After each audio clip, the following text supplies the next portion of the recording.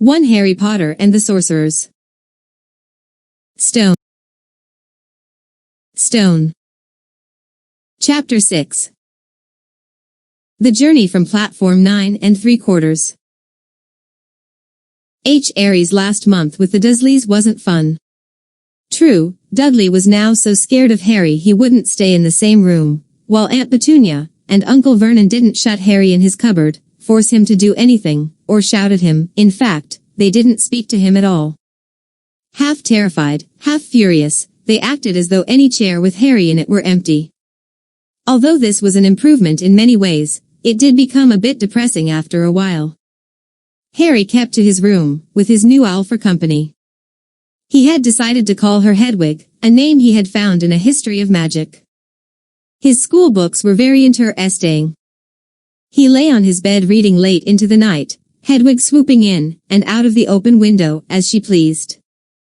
It was lucky that Aunt Petunia didn't come in to vacuum anymore, because Hedwig kept bringing back dead mice. Every night before he went to sleep, Harry ticked off another day on the piece of paper he had pinned to the wall. Counting down to September the 1st. On the last day of August he thought he'd better speak to his aunt and uncle about getting to King's Cross Station the next day, so he went down to the living room, where they were watching a quiz show on television. He cleared his throat to let them know he was there, and Dudley screamed and ran from the room. Uncle Vernon? Uncle Vernon grunted to show he was listening. I need to be at King's Cross tomorrow to go to Hogwarts. Uncle Vernon grunted again.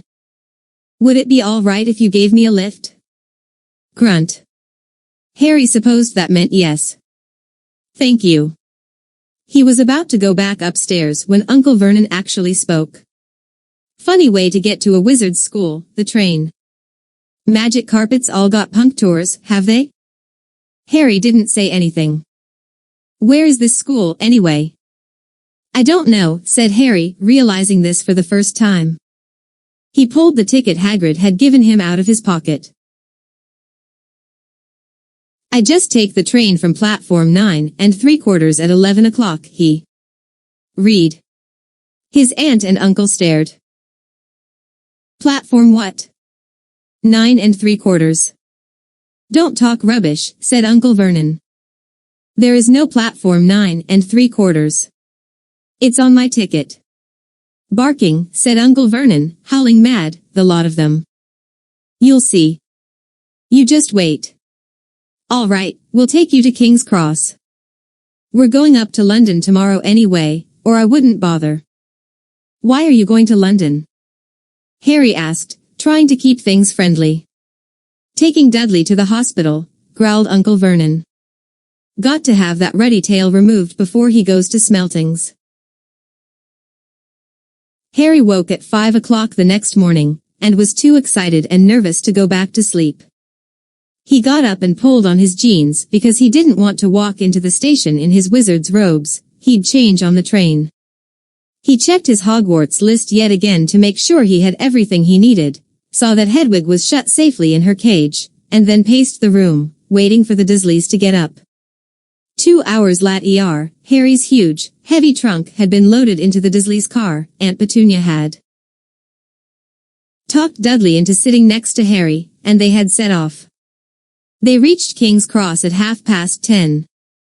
Uncle Vernon dumped Harry's trunk onto a cart, and wheeled it into the station for him. Harry thought this was strangely kind until Uncle Vernon stopped dead, facing the platforms with a nasty grin on his face. Well, there you are, boy. Platform 9, Platform 10. Your platform should be somewhere in the middle, but they don't seem to have built it yet, do they? He was quite right, of course. There was a big plastic number 9 over one platform, and a big plastic number 10 over the one next to it, and in the middle, nothing at all. Have a good term, said Uncle Vernon with an even nastier smile. He left without another word. Harry turned and saw the Dursleys drive away. All three of them were laughing. Harry's mouth went rather dry. What on earth was he going to do? He was starting to attract a lot of funny looks, because of Hedwig. He'd have to ask someone. He stopped a passing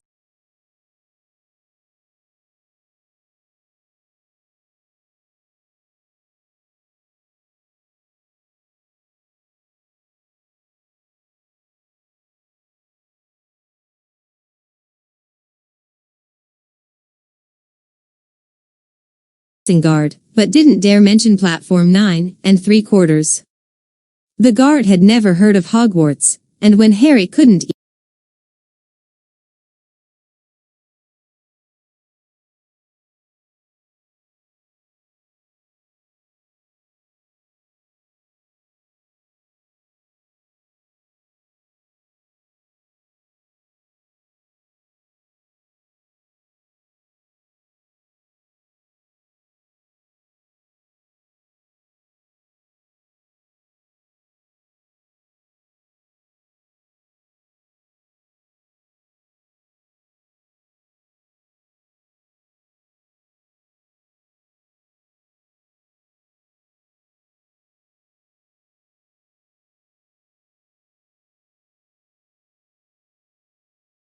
and when Harry couldn't even tell him what part of the country it was in, he started to get annoyed, as though Harry was being stupid on purpose. Getting desperate, Harry asked for the train that left at 11 o'clock, but the guard said there wasn't one. In the end the guard strode away, mutter about time wasters. Harry was now trying hard not to panic. According to the large clock over the arrivals board, he had 10 minutes left to get on the train to Hogwarts, and he had no idea how to do it. He was stranded in the middle of a station with a trunk he could hardly lift, a pocket full of wizard money, and a large owl. Hagrid must have forgotten to tell him something you had to do, like tapping the third brick on the left to get into Diagon Alley. He wondered if he should get out his wand and start tapping the ticket inspector's stand between platforms 9 and 10. At that moment a group of people passed just behind him, and he caught a few words of what they were saying. Packed with muggles, of course, Harry swung round. The speaker was a plump woman who was talking to 4 boys, all with flaming red hair. Each of them was pushing a trunk like Harry's in front of him, and they had an owl. Heart hammering, Harry pushed his cart after them. They stopped and so did he, just near enough to hear what they were saying. "Now what's the platform number?" said the boy's mother. 9 3/4, piped a small girl, also red-headed, who was holding her hand. "Mom, can't I go?" "You're not old enough, Ginny, now be quiet." "All right, Percy, you go first." What looked like the oldest boy marched toward platforms 9 and 10. Harry watched, careful not to blink in case he missed it, but just as the boy reached the dividing barrier between the 2 platforms, a large crowd of tourists came swarming in front of him, and by the time the last backpack had cleared away, the boy had vanished.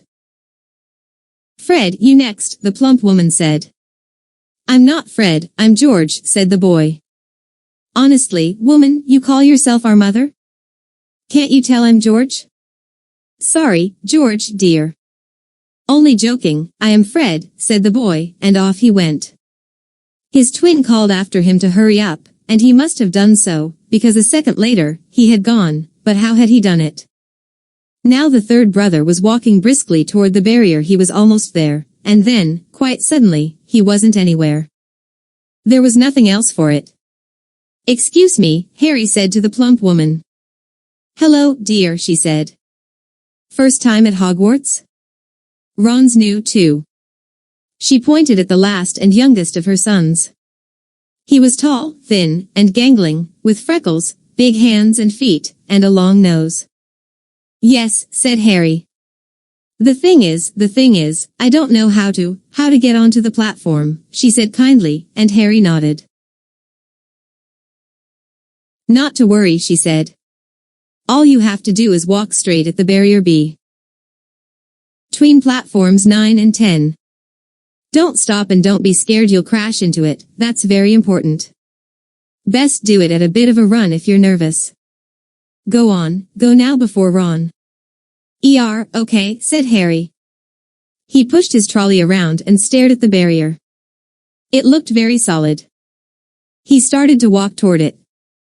People jostled him on their way to platforms 9 and 10. Harry walked more quickly.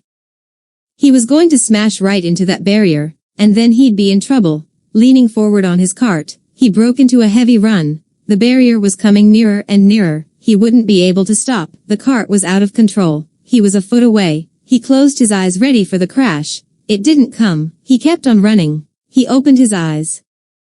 A scarlet steam engine was waiting next to a platform packed with people. A sign overhead said Hogwarts Express, 11 o'clock.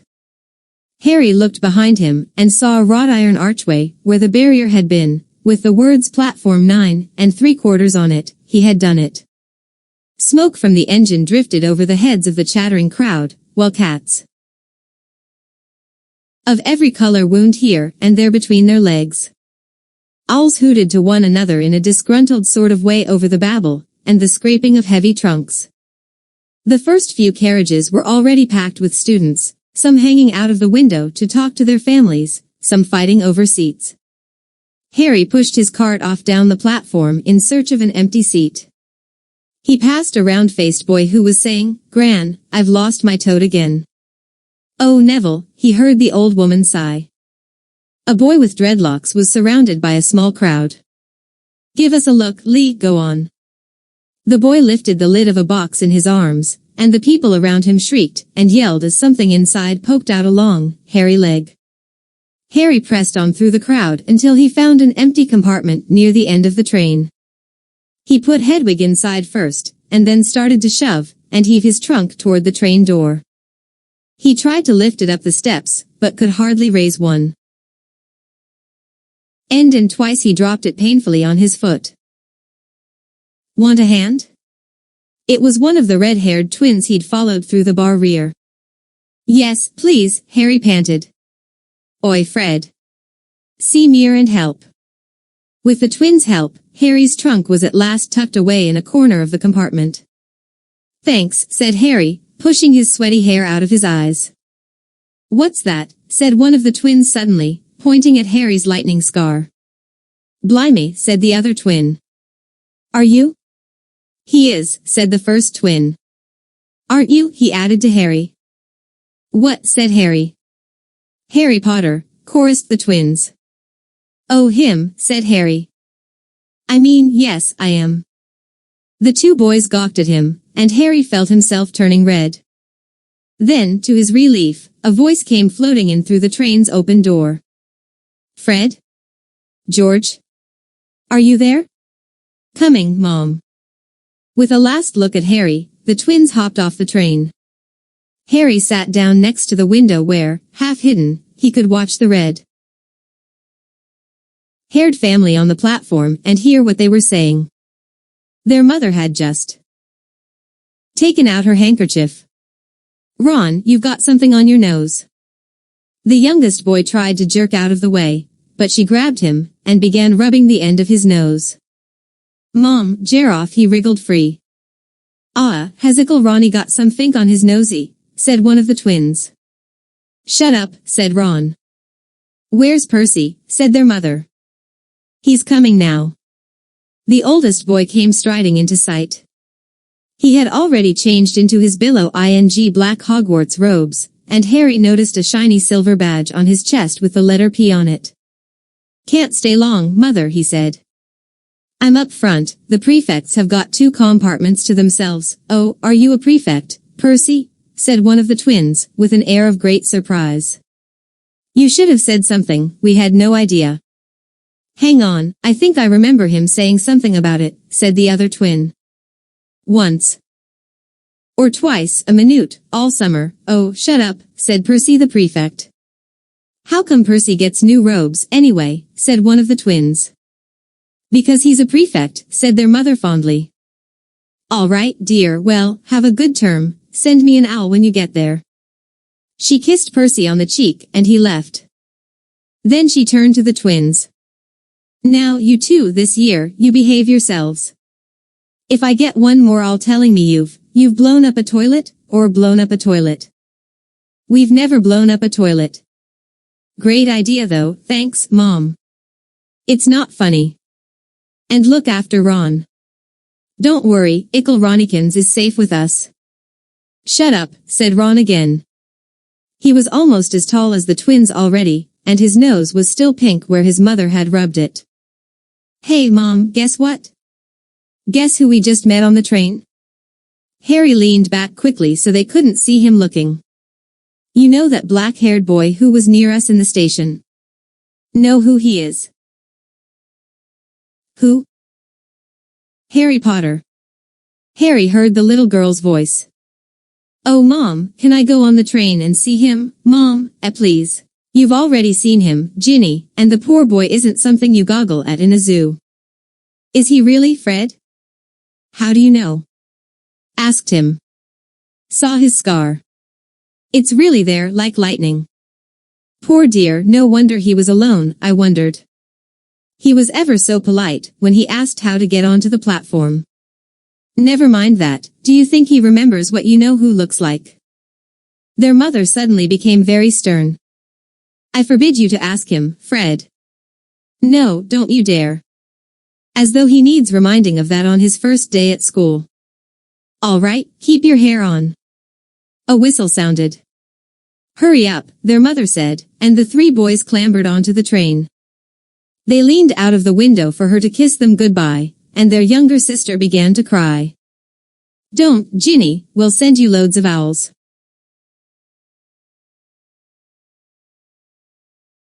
We'll send you a Hogwarts toilet seat. George. Only joking, Mom. The train began to move. Harry saw the boys' mother waving, and their sister, half laughing, half crying, running to keep up with the train until it gathered too much speed, then she fell back and waved. Harry watched the girl and her mother disappear as the train rounded the corner. Houses flashed past the window. Harry felt a great leap of excitement. He didn't know what he was going to, but it had to be better than what he was leaving behind. The door of the compartment slid open, and the youngest red-headed boy came in. Anyone sitting there? He asked, pointing at the seat opposite Harry. Everywhere else is full. Harry shook his head and the boy sat down. He glanced at Harry and then looked quickly out of the window, pretending he hadn't looked. Harry saw he still had a black mark on his nose. Hey, Ron. The twins were back. Listen, we're going down the middle of the train. Lee Jordan's got a giant tarantula down there. Right, mumbled Ron. Harry, said the other twin, did we introduce ourselves? Fred and George Weasley. And this is Ron, our brother. See you later, then. Bye, said Harry and Ron. The twins slid the compartment door shut behind them. Are you really Harry Potter? Ron blurted out. Harry nodded. Oh well, I thought it might be one of Fred and George's jokes, said Ron. And have you really got, you know? He pointed at Harry's forehead. Harry pulled back his bangs to show the lightning scar. Ron stared. So that's where you know who? Yes, said Harry, but I can't remember it. Nothing, said Ron eagerly. Well, I remember a lot of green light, but nothing else. Wow, said Ron. He sat and stared at Harry for a few moments, then, as though he had suddenly realized what he was doing, he looked quickly out of the window again. Are all your family wizards? Asked Harry, who found Ron just as interesting as Ron found him. Yes, I think so, said Ron. I think Mom's got a second cousin who's an AC countant, but we never talk about him. So you must know loads of magic already.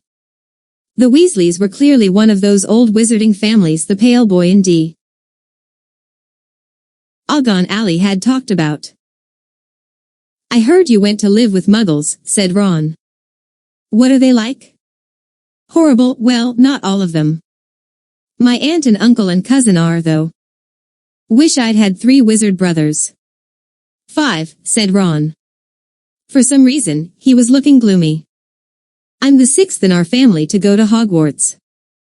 You could say I've got a lot to live up to. Bill and Charlie have already left. Bill was head boy, and Charlie was captain of Quidditch. Now Percy's a prefect. Fred and George mess around a lot, but they still get really good marks, and everyone thinks they're really funny. Everyone expects me to do as well as the others, but if I do, it's no big deal, because they did it first. You never get anything new, either, with 5 brothers. I've got Bill's old robes, Charlie's old wand, and Percy's old rat. Ron reached inside his jacket and pulled out a fat gray rat, which was asleep. His name's Scabbers and he's useless, he hardly ever wakes up. Percy got in. All from my dad for being made a prefect, but they couldn't I got Scab. Bears instead. Ron's ears went pink. He seemed to think he'd said too much, because he went back to staring out of the window. Harry didn't think there was anything wrong with not being able to afford an owl. After all, he'd never had any money in his life until a month ago, and he told Ron so, all about having to wear Dudley's old clothes and never getting proper birthday presents. This seemed to cheer Ron up. And until Hagrid told me, I didn't know anything about being a wizard or about my parents or Voldemort, Ron gasped. What? Said Harry. You said you know whose name, said Ron, sounding both shocked and impressed. I'd have thought you, of all people. I'm not trying to be brave or anything, saying the name, said Harry, I just never knew you shouldn't. See what I mean? I've got loads to learn, I bet, he added, Voic ing for the first time, something that had been worrying him a lot lately. I bet I'm the worst in the class. You won't be. There's loads of people who come from Muggle families and they learn quick enough. While they had been talking, the train had carried them out of London. Now they were speeding past fields full of cows and sheep. They were quiet for a time, watching the fields and lanes flick past. Around 12:30 there was a great clattering outside in the corridor, and a smiling, dimpled woman slid back their door and said, Anything off the cart, dears? Harry, who hadn't had any breakfast, leapt to his feet, but Ron's ears went pink again, and he muttered that he'd brought sandwiches. Harry went out into the corridor. He had never had any money for candy with the Dursleys, and now that he had pockets rattling with gold and silver he was ready to buy as many Mars bars as he could carry, but the woman didn't have Mars bars. What she did have were Betty Bott's Evie Airy flavor beans, Drooble's best blowing gum, chocolate frogs, pumpkin pasties, cauldron cakes, licorice wands, and a number of other strange things Harry had never seen in his life. Not wanting to miss anything, he got some of everything and paid the woman 11 silver sickles and 7 bronze nuts. Ron stared as Harry brought it all back into the compartment and tipped it onto an empty seat. Hungry, are you? Starving, said Harry, taking a large bite out of a pumpkin pasty. Ron had taken out a lumpy package and unwrapped it. There were 4 sandwiches inside. He pulled one of them apart and said, She always forgets I don't like corned beef. Swap you for one of these, said Harry, holding up a pasty. Go on, you don't want this, it's all dry, said Ron. She hasn't got much time, he added quickly, with 5 of us. Go on, have a pasty, said Harry, who had never had anything to share before or, indeed, anyone to share it with. It was a nice feeling, sitting there with Ron, eating their way through all Harry's pasties, cakes, and candies. The sandwiches lay forgotten. What are these? Harry asked Ron, holding up a pack of chocolate frogs. They're not really frogs, are they? He was starting to feel that nothing would surprise him. No, said Ron. But see what the card is. I'm missing Agrippa. What? Oh, of course, you wouldn't know, chocolate frogs have cards, inside them, to collect, famous witches and wizards. I've got about 500, but I haven't got Agrippa or Ptolemy. Harry unwrapped his chocolate frog and picked up the card. It showed a man's face. He wore half-moon glasses, had a long, crooked nose, and flowing silver hair, beard, and mustache. Underneath the picture was the name Albus Dumbledore. So this is Dumbledore, said Harry. Don't tell me you'd never heard of Dumbledore, said Ron. Can I have a frog? I might get Agrippa, thanks. Harry turned over his card and read. Albus Dumbledore, currently headmaster of Hogwarts. Cited by many the greatest wizard of modern times, Dumbledore is particularly famous for his defeat of the dark wizard Grindelwald in 1945, for the discovery of the 12 uses of dragon's blood, and his work on alchemy with his partner, Nicholas Flamel. Professor Dumbledore enjoys chamber music and tenpin bowling. Harry turned the card back over and saw, to his astonishment, that Dumbledore's face had disappeared. "He's gone." "Well, you can't expect him to hang around all day," said Ron. "He'll be back." "No, I've got Morgana again, and I've got about 6 of her. Do you want it?" "You can start collecting." Ron's eyes strayed to the pile of chocolate frogs waiting to be unwrapped. "Help yourself," said Harry. "But in, the Muggle world, people just stay put in photos." "Do they?" "What, they don't move at all?" Ron sounded amazed. "Weird."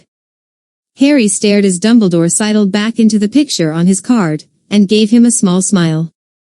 Ron was more interested in eating the frogs than looking at the Famous Witches and Wizards cards, but Harry couldn't keep his eyes off them.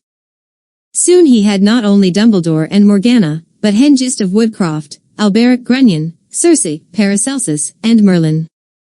He finally tore his eyes away from the druidess Cleodna, who was scratching her nose, to open a bag of Bertie Bott's every flavor beans. "You want to be careful with those," Ron warned Harry. "When they say every flavor, they mean every flavor, you get all the ordinary ones like chocolate and peppermint and marmalade, but then you can get spinach and liver and tripe. George reckons he had a booger-flavored one once." Ron picked up a green bean, looked at it carefully, and bit into a corner. Blearg see. Sprouts. They had a good time eating the every flavor beans. Harry got toast, coconut, baked bean, strawberry, curry, grass, coffee, sardine, and was even brave enough to nib the end off a funny gray one Ron wouldn't touch, which turned out to be pepper. The countryside now flying past the window was becoming wilder. The neat fields had gone. Now there were woods, twisting rivers, and dark green hills. There was a knock on the door of their compartment, and the round-faced boy Harry had passed on platform 9 3/4 came in. He looked tearful.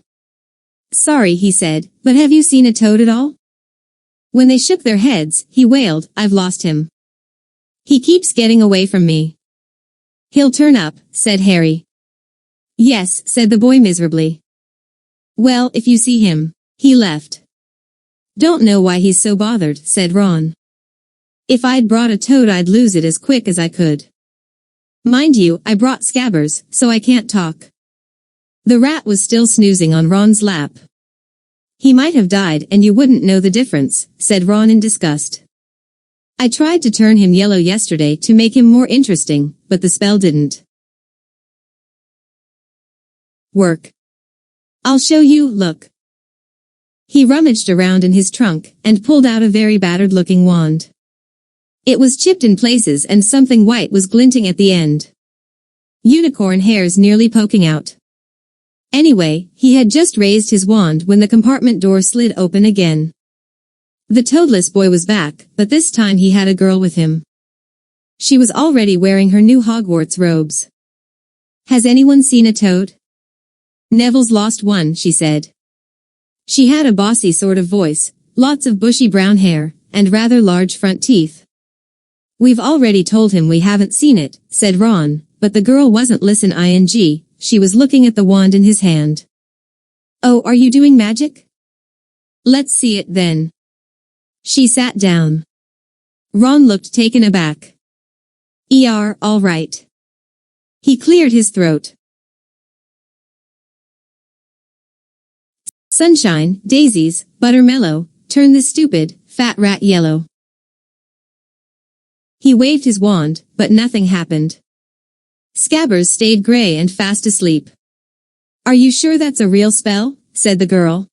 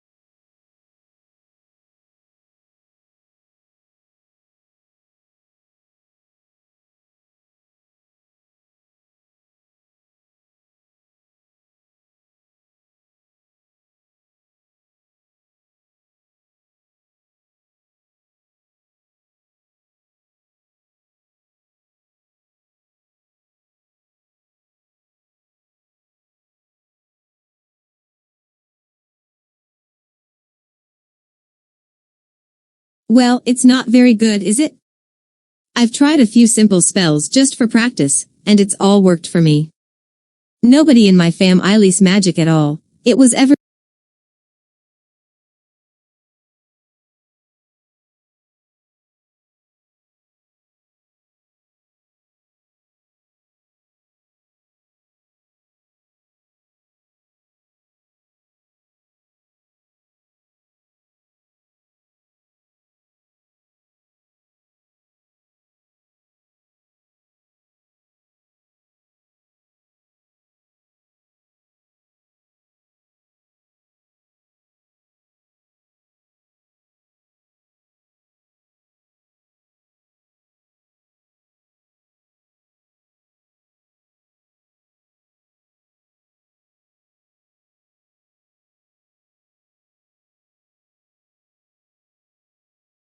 said Hermione.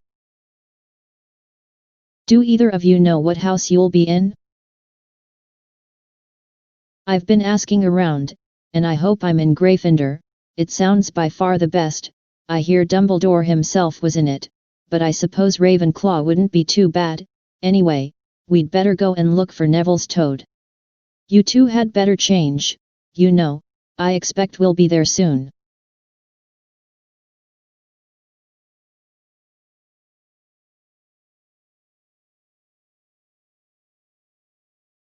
Hufflepuff, shouted the hat again, and Susan scuttled off to sit next to Hannah.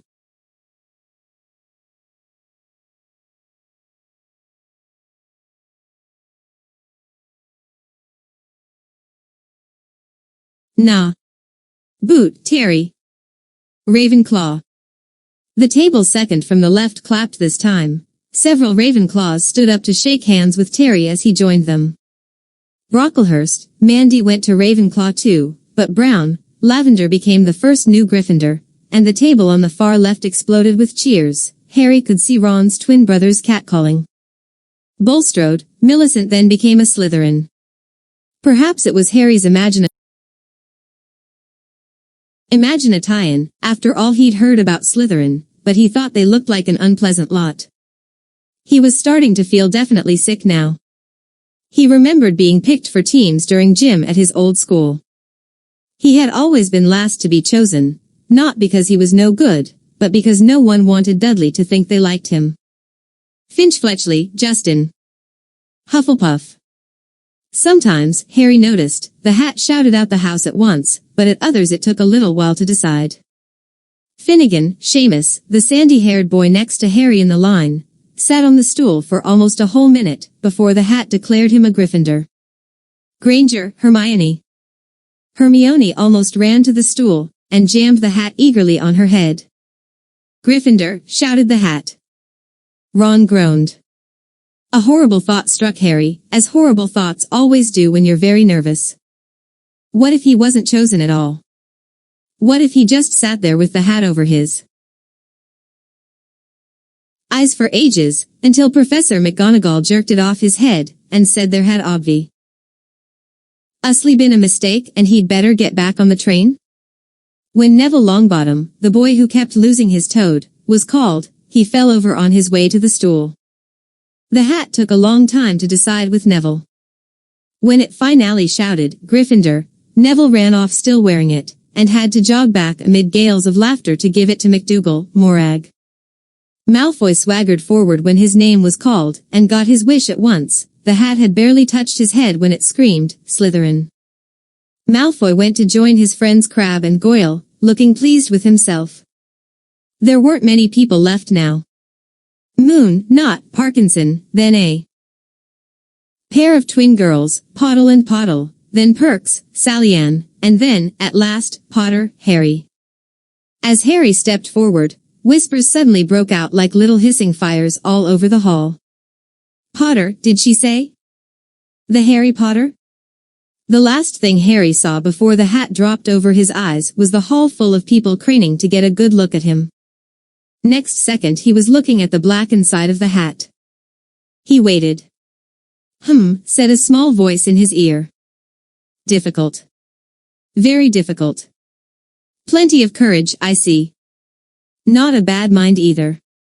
There's talent, my goodness, yes, and a nice thirst to prove yourself. Now that's interesting. So where shall I put you? Harry gripped the edges of the stool and thought, not Slytherin, not Slytherin. Not Slytherin, said the small voice. Are you sure?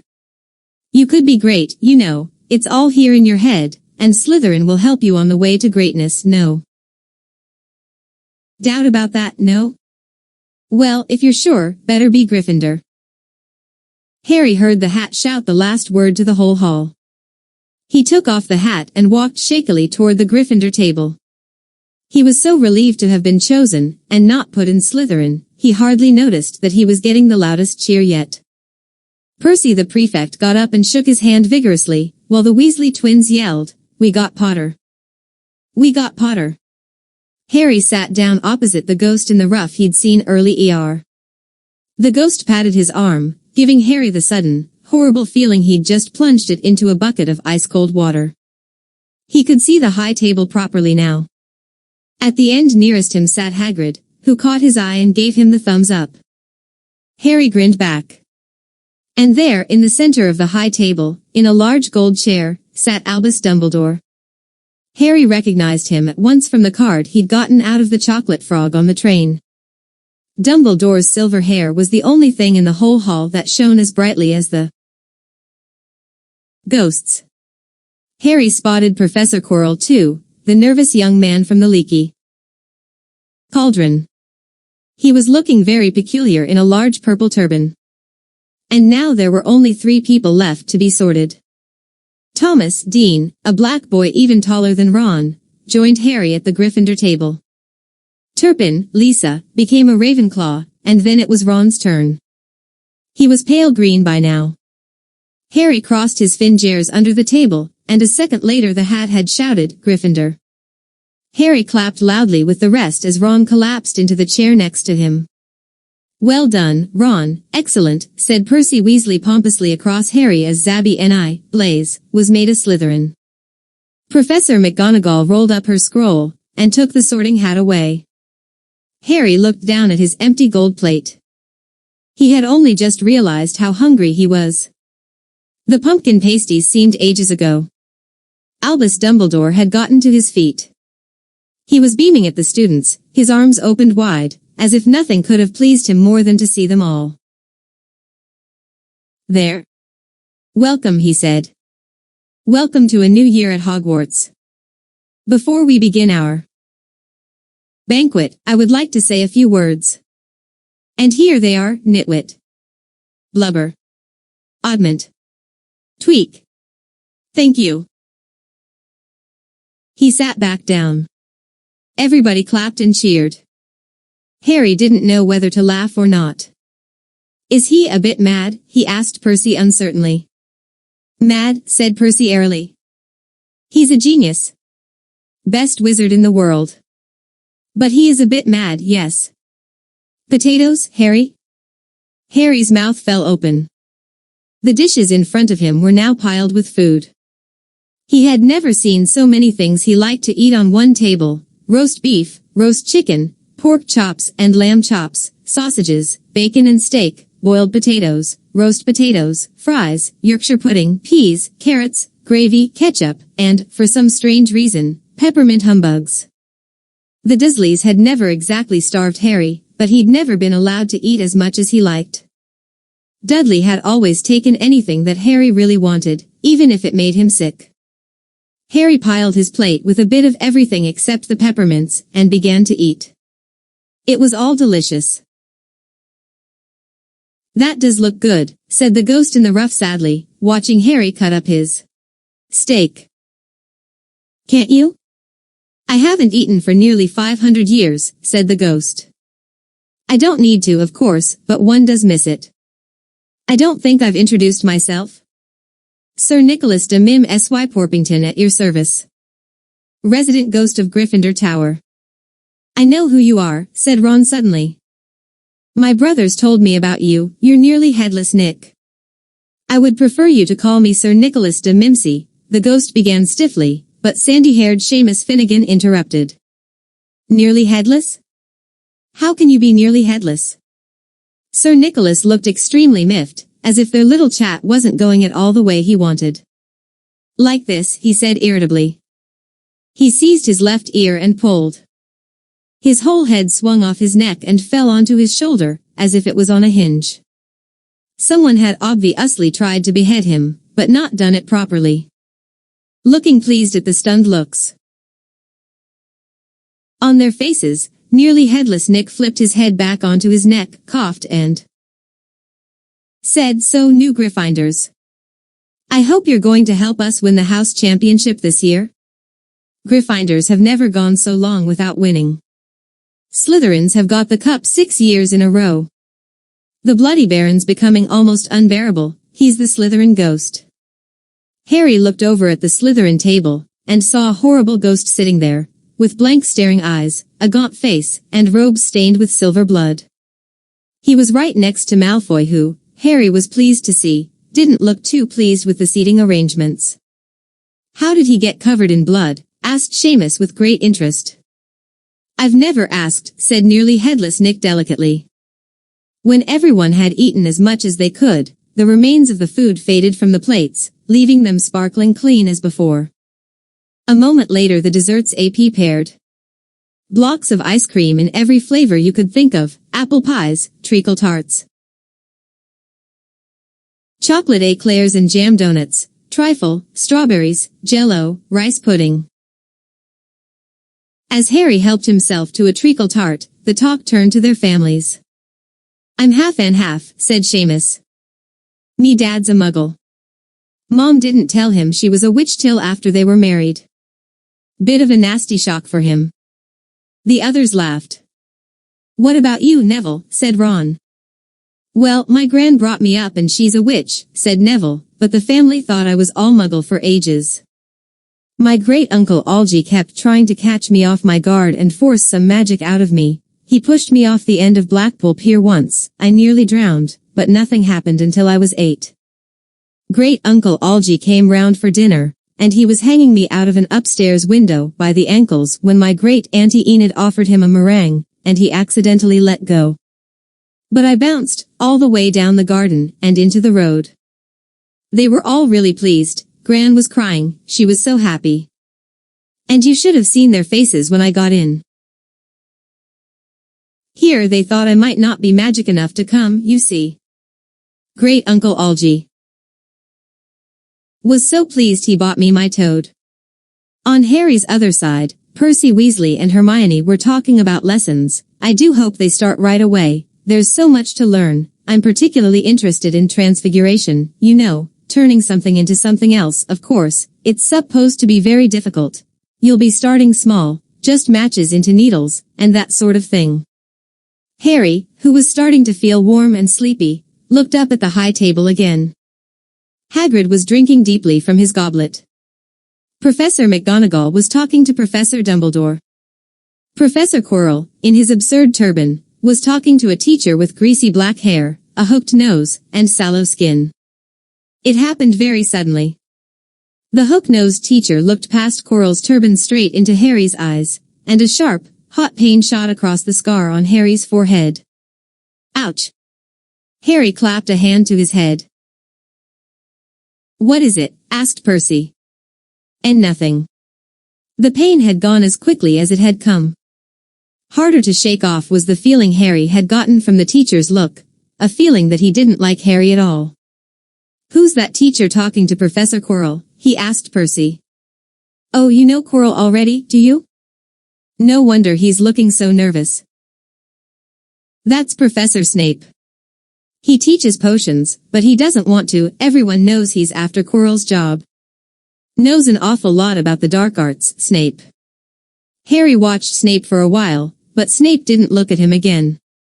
At last, the desserts too disappeared, and Professor Dumbledore got to his feet again. The hall fell silent. "Ahem, just a few more words now that we are all fed and watered. I have a few start-of-term notices to give you. First years should note that the forest on the grounds is forbidden to all pupils. And a few of our older students would do well to remember that as well." Dumbledore's twinkling eyes flashed in the direction of the Weasley twins. I have also been asked by Mr. Filch, the caretaker, to remind you all that no magic should be used between classes in the corridors. Quidditch trials will be held in the second week of the term. Anyone interested in playing for their house teams should contact Madam Hooch. And finally, I must tell you that this year, the third floor corridor on the right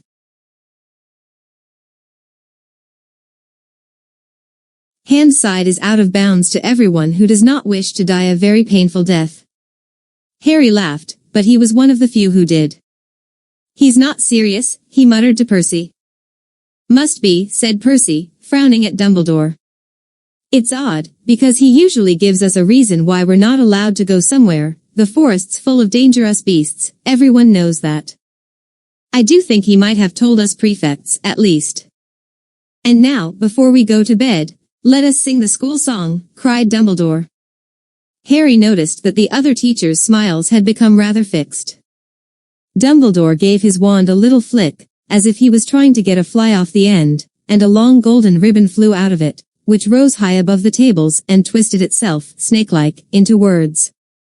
Everyone pick their favorite tune, said Dumbledore, and off we go. And the school bellowed, Hogwarts, Hogwarts, Hoggy-warty Hogwarts, teach us something please, whether we be old and bald, or young with scabby knees.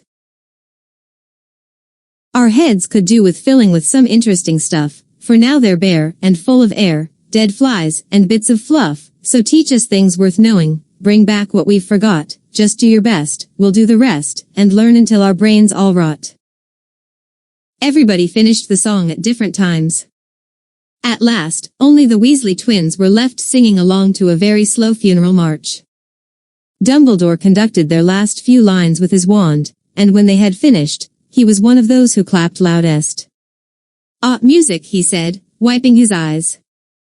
A magic beyond all we do here. And now, bedtime. Off you trot. The Gryffindor first years followed Percy through the chattering crowds, out of the great hall, and up the marble staircase. Harry's legs were like lead again, but only because he was so tired and full of food. He was too sleepy even to be surprised that the people in the portraits along the corridors whispered and pointed as they passed, or that twice Percy led them through doorways hidden behind sliding panels and hanging tapestries. They climbed more staircases, yawning and dragging their feet, and Harry was just wondering how much farther they had to go when they came to a sudden halt. A bundle of walking sticks was floating in midair ahead of them, and as Percy took a step toward them they started throwing themselves at him. Peeves, Percy whispered to the first years. A poltergeist. He raised his voice, Peeves, show yourself. A loud, rude sound, like the air being let out of a balloon, answered. Do you want me to go to the Bloody Baron? There was a pop, and a little man with wicked, dark eyes, and a wide mouth paired, floating cross-legged in the air, clutching the walking sticks. Oh-ho, he said, with an evil cackle. Ickle first ties. What fun. He swooped suddenly at them. They all ducked. Go away, Peeves, or the Baron'll hear about this, I mean it, barked Percy. Peeves stuck out his tongue and vanished, dropping the walking sticks on Neville's head. They heard him zooming away, rattling coats of armor as he passed. You want to watch out for Peeves, said Percy, as they set off again. The Bloody Baron's the only one who can control him, he won't even listen to us prefects. Here we are. At the very end of the corridor hung a portrait of a very fat woman in a pink silk dress. Password, she said. Caput Draconis, said Percy, and the portrait swung forward to reveal a round hole in the wall. They all scrambled through it, Neville needed a leg up, and found themselves in the Gryffindor common room, a cozy, round room full of squashy armchairs. Percy directed the girls through one door to their dormitory, and the boys through another. At the top of a spiral staircase, they were obviously in one of the towers, they found their beds at last, 5 four-posters hung with deep red, velvet curtains. Their trunks had already been brought up. Too tired to talk much, they pulled on their pajamas and fell into bed. Great food, isn't it? Ron muttered to Harry through the hangings. Get off, Scabbers. He's chewing my sheets. Harry was going to ask Ron if he'd had any of the treacle tart, but he fell asleep almost at once. Perhaps Harry had eaten a bit too much, because he had a very strange dream. He was wearing Professor Quirrell's turban, which kept talking to him, telling him he must transfer to Slytherin at once, because it was his destiny. Harry told the turban he didn't want to be in Slytherin. It got heavier and heavier. He tried to pull it off, but it tightened painfully, and there was Malfoy, laughing at him as he struggled with it. Then Malfoy turned into the hook-nosed teacher, Snape, whose laugh became high-end. Cold, there was a burst of green light, and Harry woke, sweating and shaking. He rolled over and fell asleep again, and when he woke next day, he didn't remember the dream at all.